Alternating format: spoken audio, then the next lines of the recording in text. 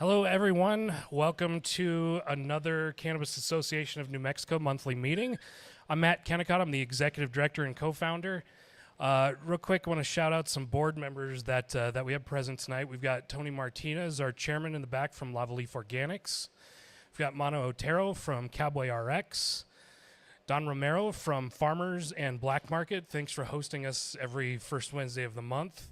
And we've got Will Brandenburg from First Crop. So thank you guys for being here and being board members. We really appreciate you. Just a couple things to knock out real quick. Starting next month, you'll get one meeting to come check out how we do our meetings and kind of what's going on. And then we ask that you please sign up for a membership. So thank you for coming out tonight. And starting next month, that's what we're looking at. Real quick, I want to shout out the Bocce Boys out in the parking lot. They pulled up tonight, so please go get some food at the food truck back there. Those guys are awesome, and they've got some great food. So finally, we've got a food truck for one of our meetings. We've been trying for 3 months, so we're successful tonight. So we've been working on our member discounts. When you sign up for a membership with CANM, what we're doing is going around to different vendors, whether that's packaging. AHL is coming on board with a 30% discount. We've got banking partners like US Eagle Airy that's here tonight with an awesome special that they've got going on. No fees until 4/20, so you might want to talk to them after. But we've got that members discount section that we're standing up this week. So if you sign up for a membership, that's one of the great benefits that comes with your CANM membership. And we're going to keep expanding that as we grow too. So we've been really busy getting out on the road. Yesterday, we had 8 meetings with 12 companies in 3 different towns. We were in Deming, Silver City, and Mimbres yesterday, believe it or not. So a lot of miles on the road, but we're trying to take this out to the different communities around New Mexico. Not everything happens here in Albuquerque. So we want to get out and make sure that we're talking to the cannabis community all over the state. Next week we'll be up in Farmington. So Tuesday, Tony's helping put together a visit up in Farmington. I see Lindsay, another one of our board members online from Zia Toke. She's helping out too. So we're going to go up to Farmington and have a bunch of meetings with operators up there. So for folks online, look for us to come to your community soon. Make sure you follow us on Instagram, NM_cannabis2. That's where we post a lot of this information. We're also on LinkedIn, New Mexico Cannabis. So tonight, we're going to be talking legislature. Everybody's favorite topic, I think. Session begins January 20th at noon and closes February 12th, 13th, something like that. I think it's whatever that Thursday is. Oh, yeah, it's one of the Thursdays in February. I think it's February 19th. That's right. February 19th. February 19th. So 30-day session this year, mainly focused on fiscal issues. I thought who better to have come talk about the legislature than the man sitting next to me. His name's Al Park. He's been, well, I'll let him introduce himself, but I've known Al for quite a long time. This will be my 23rd legislative session in some capacity or another. So Al, introduce yourself. Hey, well, thanks. Can everybody hear me okay? Yes, all right. Yeah, all right. My name's Al Park. Okay. Is this, I don't A know. little closer. Is this better? Oh, it's not even on. I don't really need it. Go ahead and talk. Anyway, so my name's Al Park. I grew up here in Albuquerque. I am an attorney by trade. After I finished law school, started practicing law. I did spend 12 years in the New Mexico legislature. I was in the State House of Representatives for 12 years. 6 of those years, I chaired the Judiciary Committee. I retired from the legislature now 12, 13 years ago, 14 years ago. So I did 12 years and I retired 14 years ago, so it's been a while. So I've been doing legislative work, legislative process. After I retired, I started doing consulting and lobbying and going up to Santa Fe and lobbying both the legislature and the executive. So I've got a lot of familiarity with the legislative process, the individual members, the executive, navigating Just about everything. the difficult waters of state government. So it's a pleasure to be here with you. I appreciate it. And Matt is right. I've known each other forever. I have a funny nickname, but I'll tell you guys later. Yeah, we'll talk about that later, I think. So Al is as a trade association, we definitely. Sorry, chat's saying it's a little hard for them to hear too, but yeah, we'll make sure that that everybody can hear a little better online. As a trade association, our main job is to look out for our industry, and to do that, we need to be able to go to Santa Fe and have doors open for us and make sure that we have the right contacts. So Al and his business partner Jason Weeks both specialize really in trade association work here in New Mexico, and they're going to be our lobbyists. We're in really good hands as a trade association with these guys. But Al, what's I guess maybe let's start a little bit with a lesson about New Mexico's legislature, just so everybody's kind of on the same level field here. What does our legislature look like, and how does it work in New Mexico? You know, I feel like that's a totally loaded question. Yep. You know, so let me start by saying this, which is, and I know it's going to sound a little bit cheesy, but I love the legislature, and the legislature is made up of 112 men and women from all over the state who go to Santa Fe every January in even numbered years for 30 days, odd numbered years for 60 days, and they work to pass legislation, then goes up to the governor to sign into law or to veto. That's sort of your, if you're of my generation, everyone remembers I'm just a bill on Capitol Hill. That's the way it'll work. It goes through committees, goes through the process. But how does the legislature work? It's driven by people. So I'm going to ask you guys a question. How many people know who is their state representative by name? No.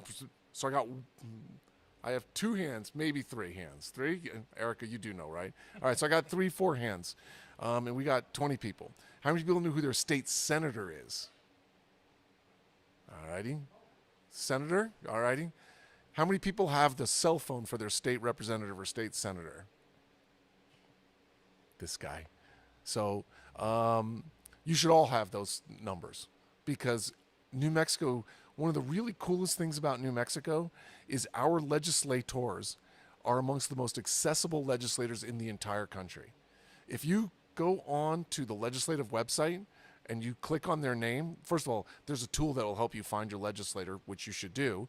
And 2, when you click on their name, it will give you office number, home phone number, and oftentimes their cell phone. You should know who these people are, because as their constituents, your voice matters, and it matters in a disproportionate manner than myself or Matt as in his capacity as the executive director. I will tell you that I spent 12 years in the legislature, and if I got more than 5 or 6 constituents, not people, I mean, because, you got a gun bill, abortion bill, I don't care what, I'd have hundreds and thousands of phone calls. But if I got 5 constituents, maybe 10, that was a lot of people from my district calling on an issue.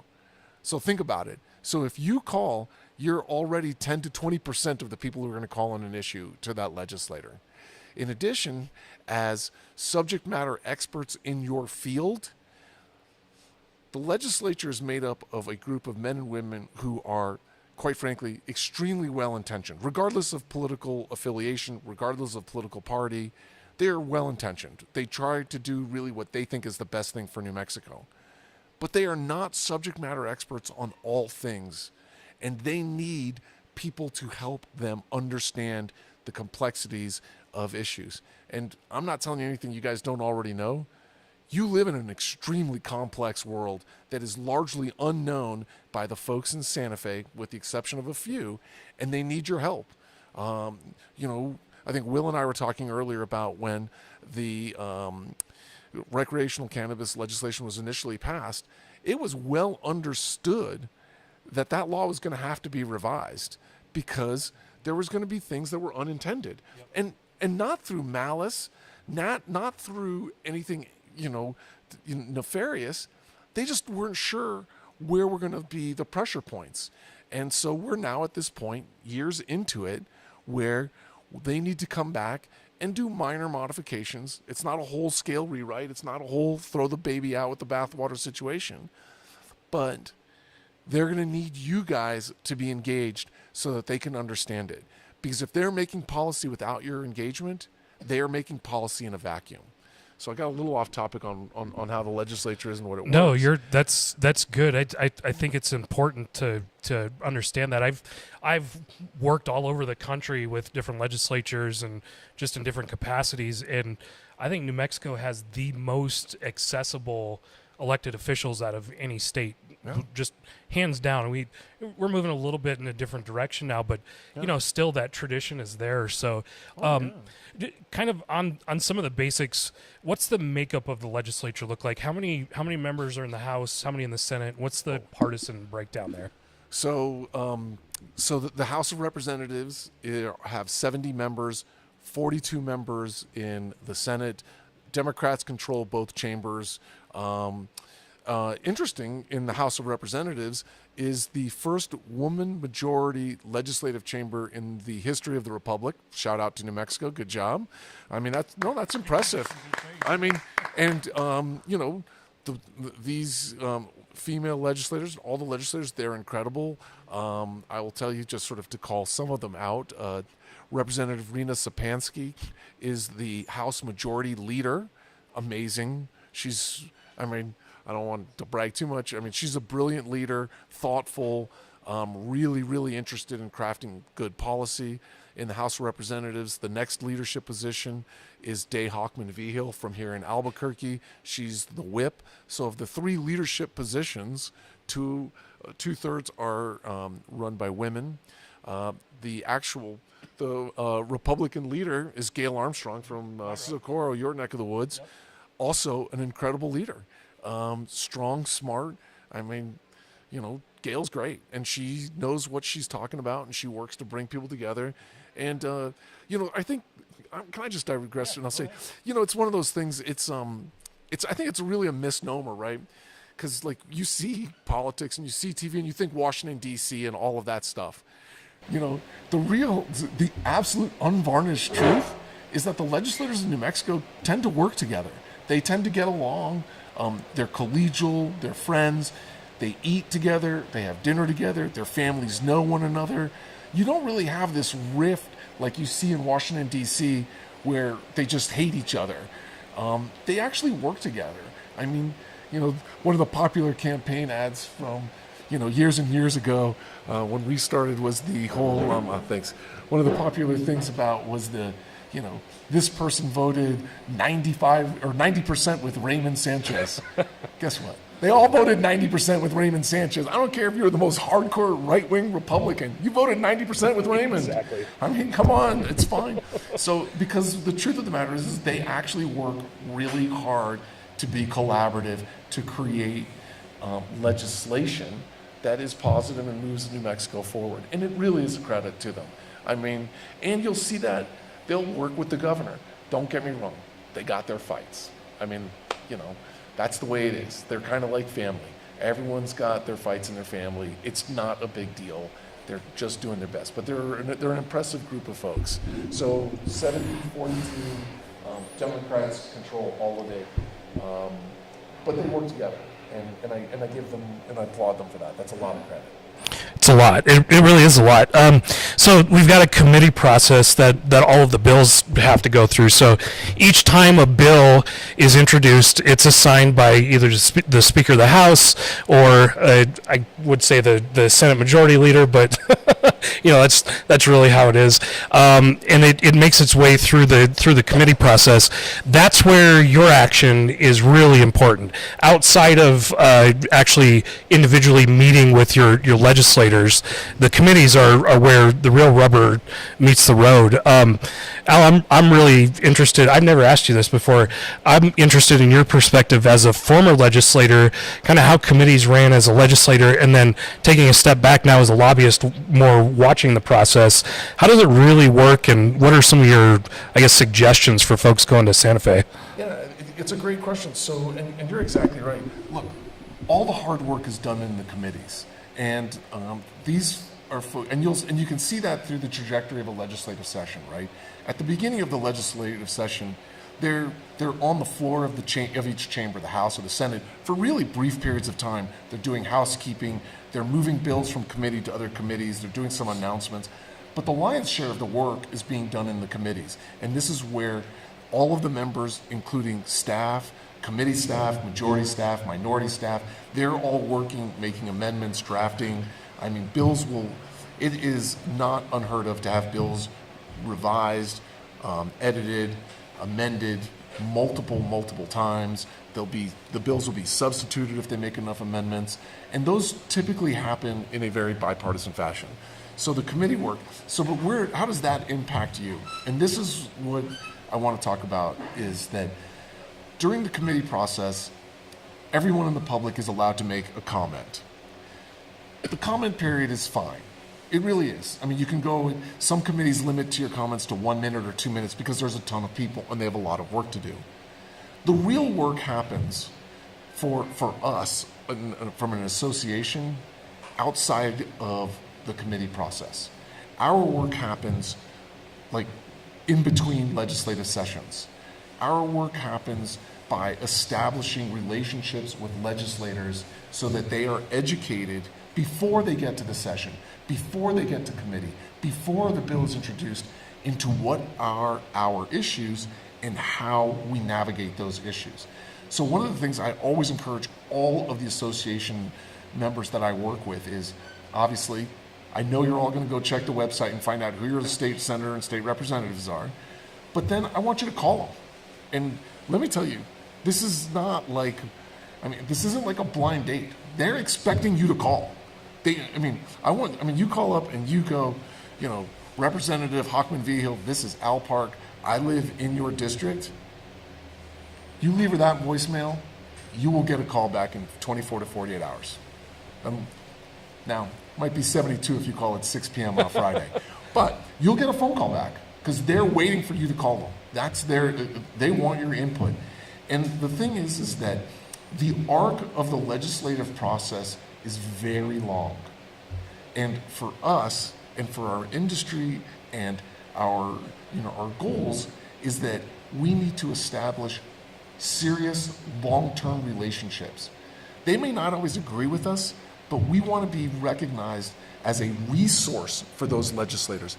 So let me just tell you, I don't care how good a speaker you are, you're not going to go into a committee, well, with the exception of maybe Obama could do it, but you're not going to go into a committee and in 1 minute change people's minds. You're not going to go into a committee and in 2 minutes fully educate everyone on the vast nuances that you guys are dealing with.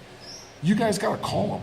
Let me tell you, you got to invite them to your farms. You got to invite them to your retail stores. You got to have lunch. You want to see them on a regular basis, and you want to tell them, you ever have a cannabis-related question, call me and I will pick up the phone. I will be your resource. I will help you navigate it. Because look, the truth of the matter is some of these folks have no experience with cannabis. 100%. No. Now, some of them do, and you ask about the makeup of the legislature. Look, like a lot of things, it's trending a lot younger. It just is, which is great. New voices, new opinions, new ideas.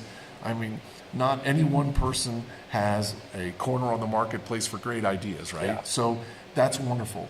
But when we talk about what happens in committee, as a member, that's the hard work. I will tell you, this is no joke. So I used to be when I was in the legislature and judiciary, I would sit there until, and this is no joke, midnight, 2 a.m, rewriting legislations, fighting and arguing about periods and commas and ands or semicolons. And I just sit there all night long redoing these stuff. And all the guys that were sitting on the appropriations committee doling out $8 billion were over at a nice restaurant having a gin and tonic at 8 p.m. eating a steak while I'm sitting there arguing over grammar. Look, probably it's not. a labor of love. I just thought I should have been on appropriations now that I thought about it. But but the point is that, you guys have the power to make an impact, and that impact is going to happen in the in-betweens. That's the real power. And again, it's about relationships. I really hope that, and here I'll say this is the other thing. And this is no disrespect to myself and the lobbying profession, but the Capitol is littered with an army of lobbyists.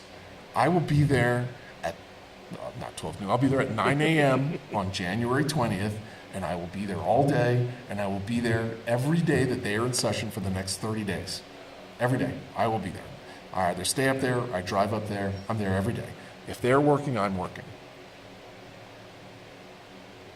They don't see constituents enough.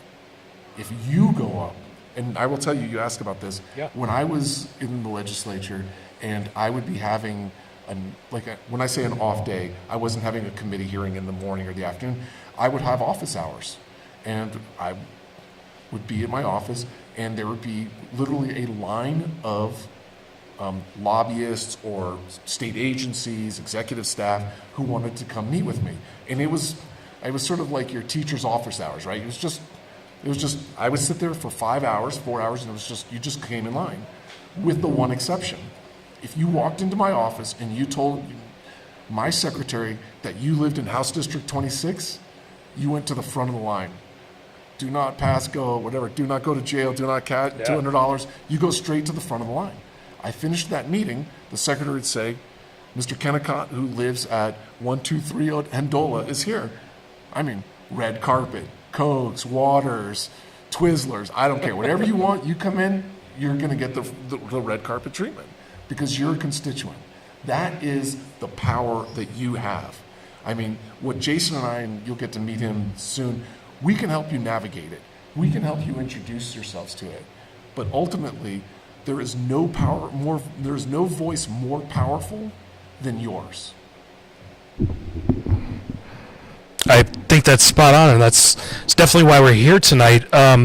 So mark your calendars, tentatively January 26th or 27th.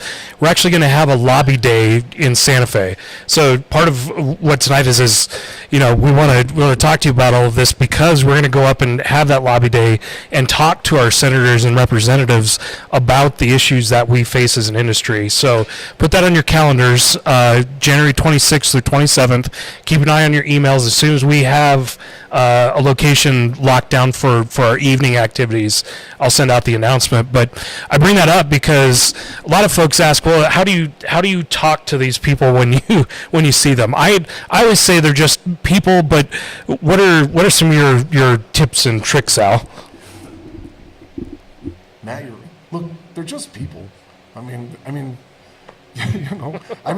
look, I used to always joke, I was the chair of judiciary, and that didn't stop me from taking my dog on a walk, picking up poop, going to the grocery store on a Saturday morning at 8:30 because we didn't have any milk, in my sweatpants and baseball hat because I had bedhead.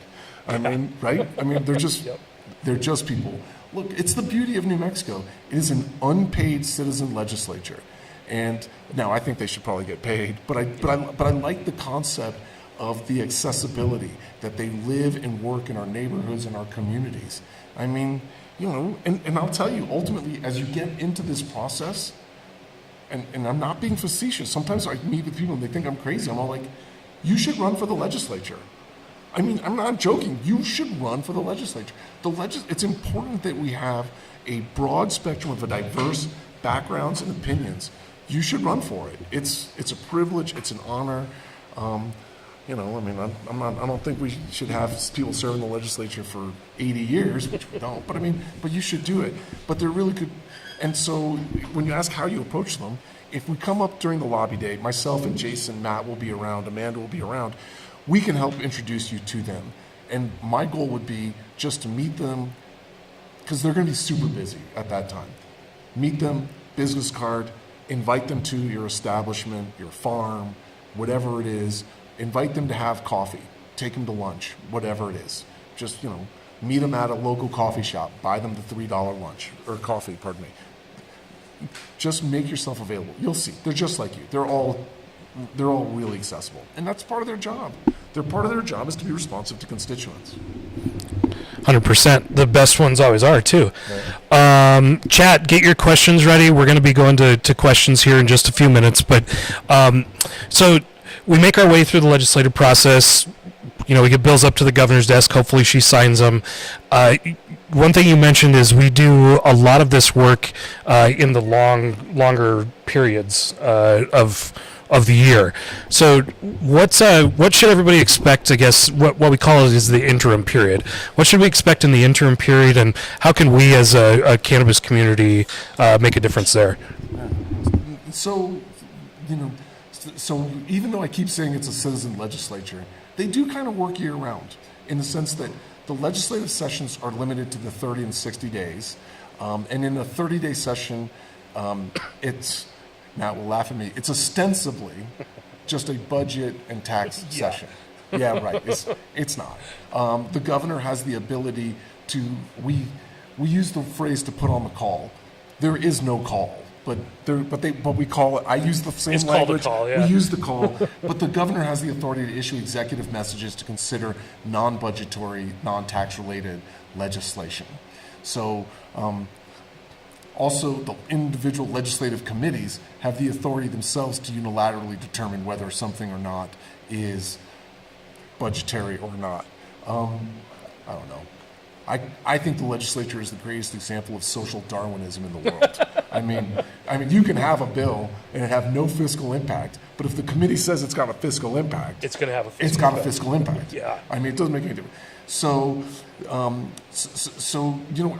we think about our legislation impacting, here's the truth: 2026, we're already behind the power curve. That's not a disrespect, but they're already moving on their legislation. Legislation has been drafted. Legislation has been pre-filed. The budget is basically done. The LFC has finished theirs. The governor has their recommendations. And now when I say that it's done, and it is about 85, 90% of the way done, the last 10% is the worst 10%. I mean, that's the hardest part. So it will take them 40 days to do the last 10%, 15%. Yep. The other stuff, some of the stuff the big stuff is super easy. So what we're going to do, and what I think our plan is, and I really like this idea, is in the spirit of trying to establish relationships, we're going to go meet our legislators, either during our lobby day on the 26th and 27th, or when they get home from the session at the end of September. And I give them a couple weeks, call them in March, and really start working with them throughout the summer. Then the legislature has, they keep growing them. They probably got like 25 interim committees. God, yeah. I mean, but what they do is I call it the road show. It's the legislature, and they go to every corner of the state of New Mexico, and they will visit. The corrections committee will visit communities that have correctional facilities. Rural economic development will visit rural communities. The land grants will go to the land grants. So they'll go travel all over. And if you know that a particular legislative committee is coming to your community, you should go try to talk to the legislators. But it really is then spending that interim, establishing the relationship, becoming the trusted source, the trusted voice. And again, you don't have to agree with them, and they don't have to agree with you 100%, but just so that they understand your perspective, so that they'll know what they're looking for. What are the big key issues? And then when we get back to the session in January of 2027, we will have laid enough foundation for the work that we want to do during that session. And that includes leading up to it and possibly floating particular bills. Depending on the reception of the bills, we may ask an interim committee to look at the bills so that we can get the feedback from the committee members and the legislators. So there's a lot of work that can be done during that interim, but it really begins and ends with you, each of you as an individual members, making contact with your own legislators. That's I think that's a really good message. And backing up to lobby day real quick, we will work on setting up some individual meetings, and we'll provide trainings before as well. So stay tuned for that. And on the lobby day, look, you're not going to be flying blind. I promise you. I will be if we get a meeting, and some of this stuff honestly is kind of catch as catch can. I mean, they're going to be coming off the floor. I mean, if you've not met them before and you don't know them, I will go with you. Matt will go with you. My partner Jason Weeks will go with you. Somebody will go with you. But the truth is, and the goal is that once you establish that relationship, it's really important for the association that you own that relationship. That, because I mean, again, I mean, no disrespect, they're looking at me, they're like, you're a hired gun, you get paid to do this, right?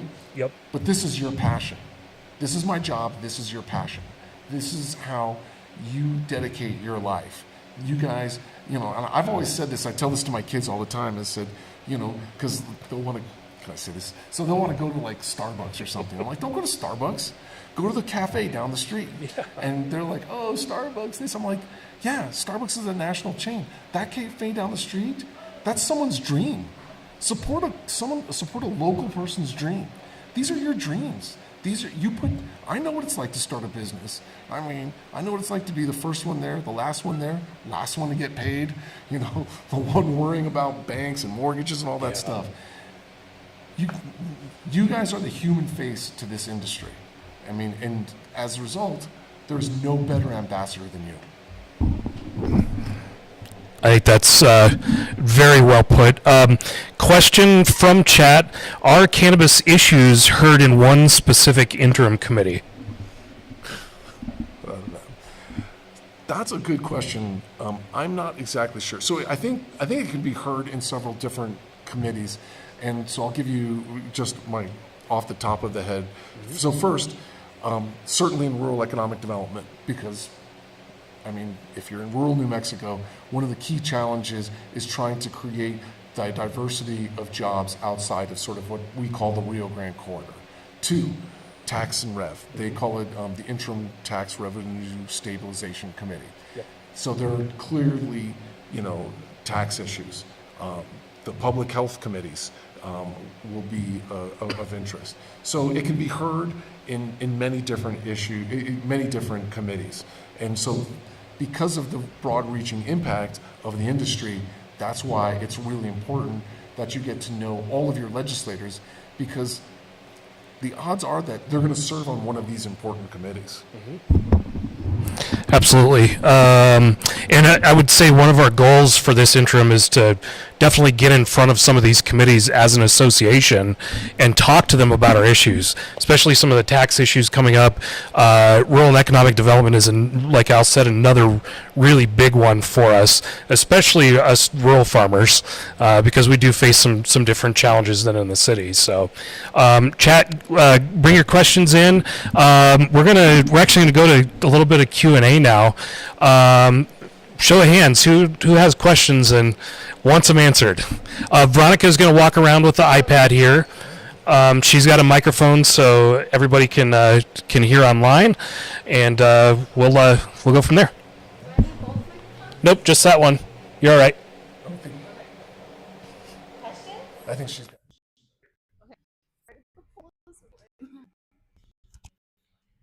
Okay, I love writing to my legislators, but I'm very fearful about speaking on the phone. So is there, and I don't want to write the wrong thing, is there like a template that we can follow of like the talking points that would be best, or something that I could copy?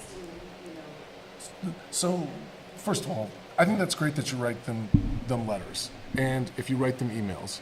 I want to allay your concern. You're not going to write the wrong thing. I wouldn't call them any names or anything. I've been called names, it's fine, didn't bother me any. But I mean, I wouldn't call them names, I wouldn't attack them for their positions. But I think the keys in writing are: one, be polite, be professional, thank them for their time, thank them for their service. I will tell you, it is a hard job. I mean, it just isn't. For some of the younger folks, I mean, and I really do, I say this, I think they should get paid. Don't get me wrong, I don't think they should get paid hundreds of thousands of dollars, like 25, 30 grand or something like that. Enough to help. Yeah, just enough to help. So, I mean, so they're doing it, and they're leaving their families and kids and stuff to do it. So just be polite, be respectful, be clear and direct in what your message is, and then offer to help. And we'll work with you to be able to talk to them in person. It's fine. And, I mean, there's if you are their constituent, I mean, I'm going to knock on wood. Don't prove me wrong, but I cannot imagine any legislator being rude to you back. It's just not the nature of who they are. I mean, I promise you, this isn't Washington, D.C. where people are yelling at each other. I mean, they're going to be very nice to you. Who are your legislators? I know you know them, so who are they? names right now, but I was meaning more like for the industry. I'm actually in the solar industry, and I just want to support. And I was wondering, like, how, like, what bills should I be directing to vote for? That type of.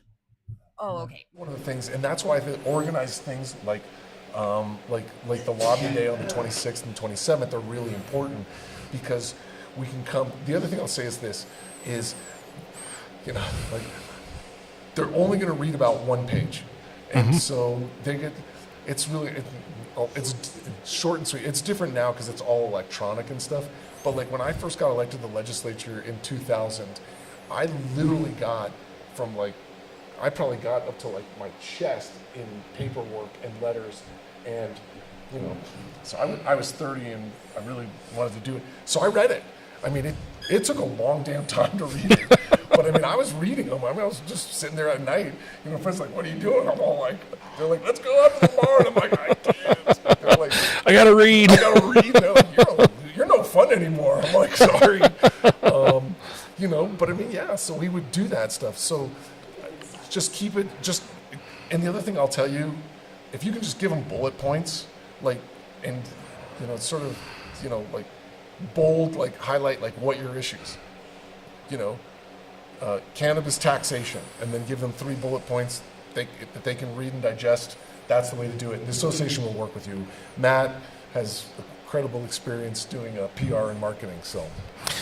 Years of policy writing experience and writing for legislators too. It's it turns into an art after a while. But as a member, if you sign up for a membership, we'll provide updates about what's going on with the legislative session, and a lot of times we'll end up providing talking points, especially for legislation that we're supporting and opposing. So sign up for your memberships and make sure you get those updates. Other questions up front here? It could just be a simple phone call as I support House Bill 120. That's what I want to know. It could be, yeah. Well, and I just put that out. I just put that out there as a number. But once you get the House bills, the Senate bills, it could just be that simple. You don't need to go into a lot if you have anxiety or whatever with picking up the phone, whatever that looks like. It's a simple, I support, and that's it. Legislator's office at the Capitol, and again, you can say I do it, but if you call them, you tell them you're a constituent. So I'll tell you, that's the thing. There's lists, right? We used to have sheets where they would take the names and either phone numbers or emails of folks who would call. But then there was all the sheets, and they would take all of them, and I would have them. But then there was also a sheet for constituents. They're different sheets. I mean, I got to tell you, if you're calling me from Kentucky to tell me to vote on gun control, I don't give a damn.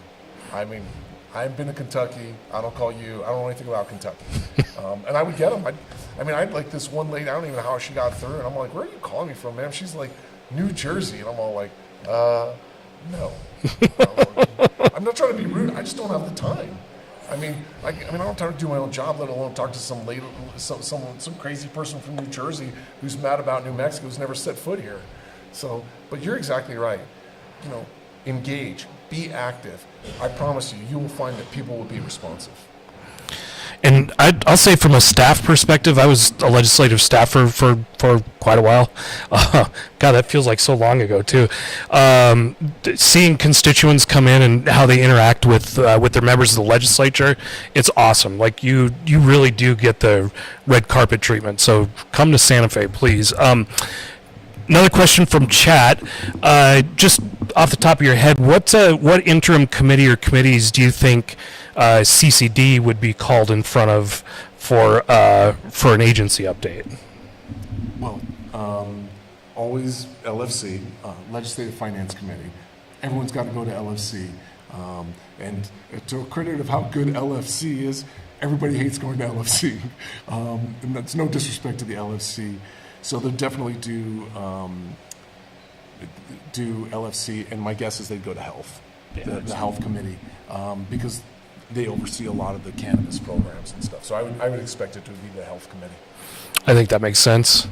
Other questions? Any other questions? Legislative session's coming up. Erica.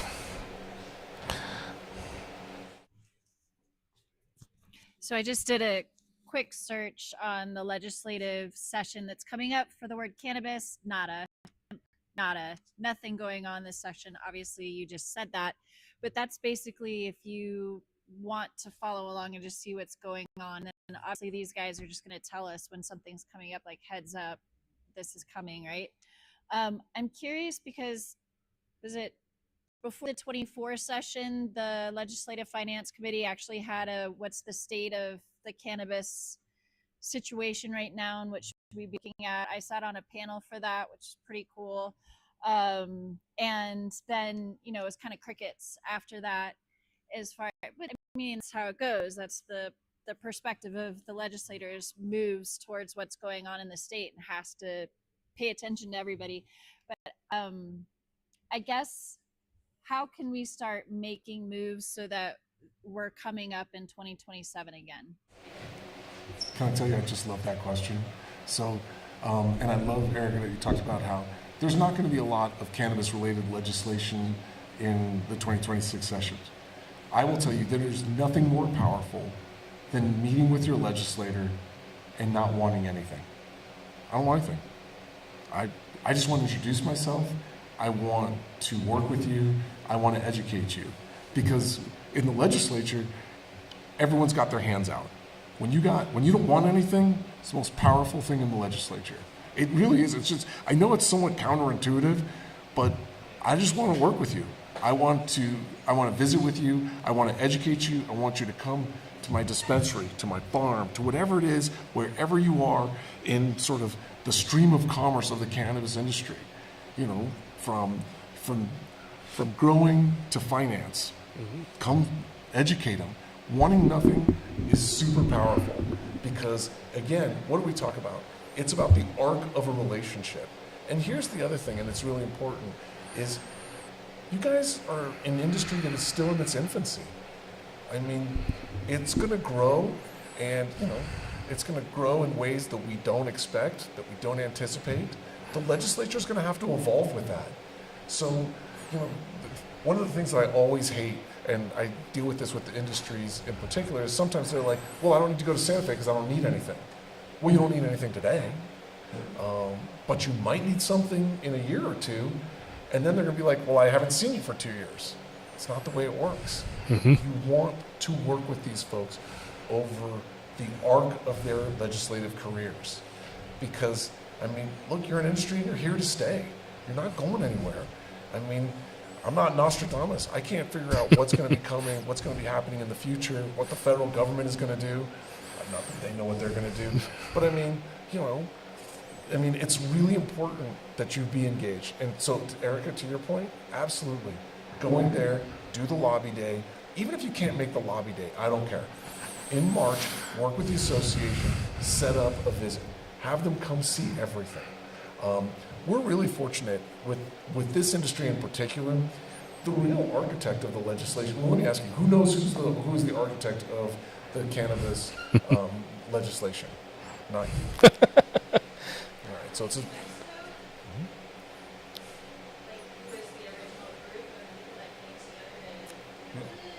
No, who's the state legislator that actually passed the legislation? So it's a guy by the name of Javier Martinez. Anyone know who Javier is? Andrea Romero was involved. So, and Andrea's great. She's the vice chair of judiciary. But Javier is the Speaker of the House of Representatives, which means, according to how you pass a bill, he is the leader of the legislative branch of government. And he's interested in this. He continues to be interested. Even though he's the speaker, he runs the entire legislative chamber. He is, in a world with the absolute God, the Speaker of the House is absolute God in the House of Representatives. Just so you know, he assigns legislators their parking spots. I'm not joking. Their seat on their floor, their office, their secretary, staff. The Speaker of the House is the voice of God in the legislature. Now, it just so happens that Representative Martinez is one of the genuinely nicest, decent, wonderful people you will ever meet. We are proud and lucky to have him as a New Mexican. He's a passionate leader that cares about this state. deeply, and I mean, and we're really, really fortunate to have him. He's amazing. So here we've got a guy who has led the way on these issues, who is now the Speaker of the House. Now, is he going to be the guy that carries any reform legislation? I don't think he's got that kind of bandwidth. I mean, and that is not disrespect to Javier, who I hope you guys can see that I have so much respect for and love. But he's going to always watch it because this is his baby. And we want him to watch it. I want the Speaker of the House to be vested in your success, in the success of this industry, and making it accessible for all New Mexicans. I would also, just to add to that a little bit, as the trade association now will help continue those conversations, like what you sat on, Erica, just kind of fizzled out and died afterwards, right? So we're here now to help continue to give voice to those issues after some of these groups and some of these legislative meetings happen. So we're going to keep the ball rolling on this stuff. We've got time for one or two more questions. Any other questions or comments out there from the group? Will? Veronica's going to go. Thank you. Two-part question. Just want to tail in during the session this year. If people are unable to make the lobby the 26th, which is the proposed date, what's the best way about going to visit the Roundhouse, kind of individually or as a group, maybe from a certain region? Anytime you call us. Awesome. Just let us know. We'll do our best to walk you around. Anytime. I mean, come to 26th, 27th. There's always. I think there's a little bit of comfort having someone, especially if you're nervous about talking to these folks. I promise you, they're just people. I mean, really, they're just people. I mean, I don't know, like they're Lobo fans. They go to the Lobo games.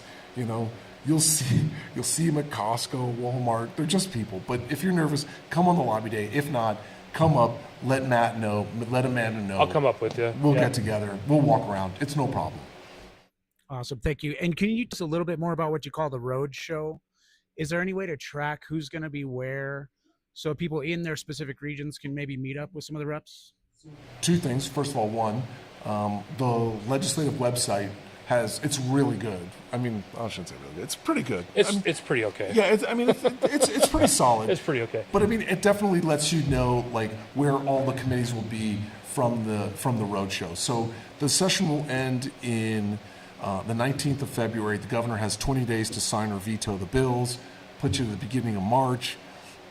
Everyone takes the rest of the month of March off. They're getting ready. And in 26, remember, they're all getting petition signatures and they're running for re-election in the House in particular. And then you got the gov and all those statewide folks.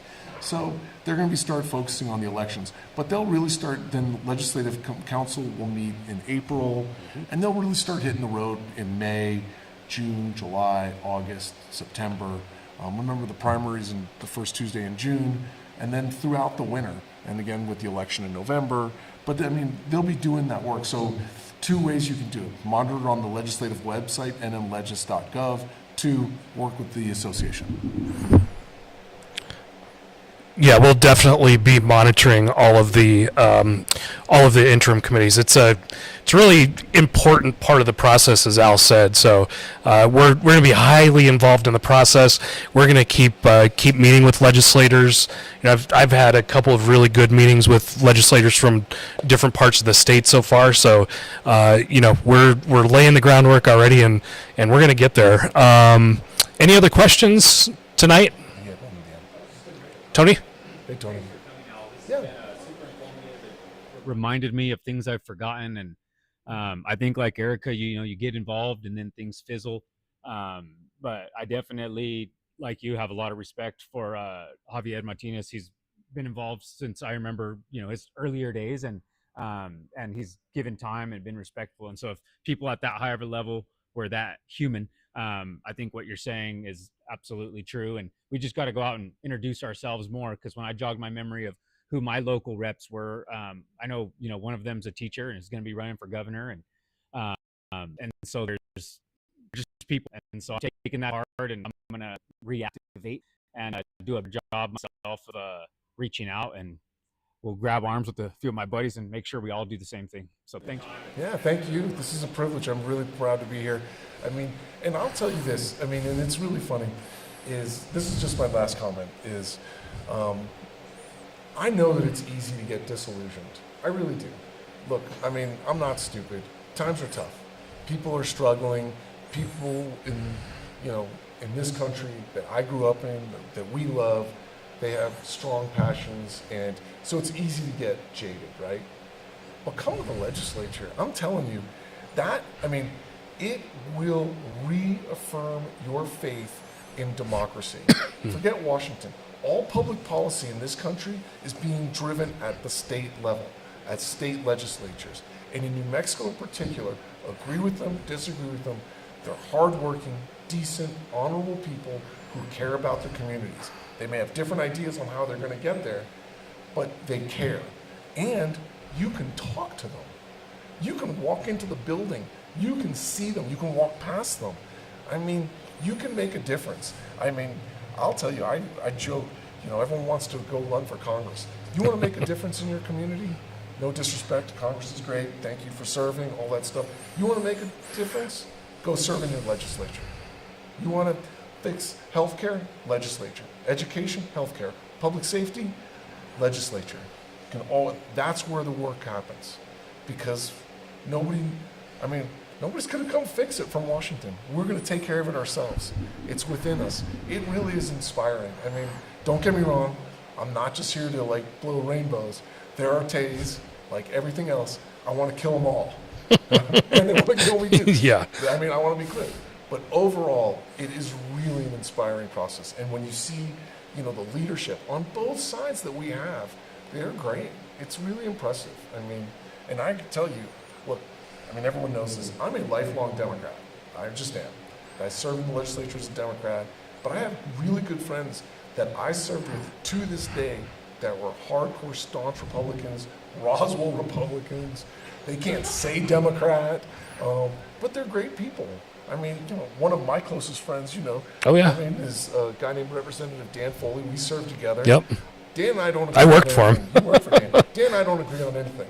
But I can't say a bad word about a guy who's a United States Marine Corps veteran, married, has 4 kids. Not going to say a bad word about that guy. We're lucky to live in New Mexico. And thank you for coming. I'll look forward to seeing you on the 26th. And all of you hopefully on the 26th and 27th. Yeah, guys, thank you everyone for coming out tonight. Really appreciate you. Our next meeting in February, we'll give kind of a late session update, what's going on with cannabis, and maybe some of the budget stuff too, because that always impacts every business in the state. So stay tuned for that. Stay tuned for legislative updates, and thanks for coming out. Hope to get you guys signed up for memberships here soon too. So Al, thank you very much, Thank you. Thanks for having me. looking forward to the session.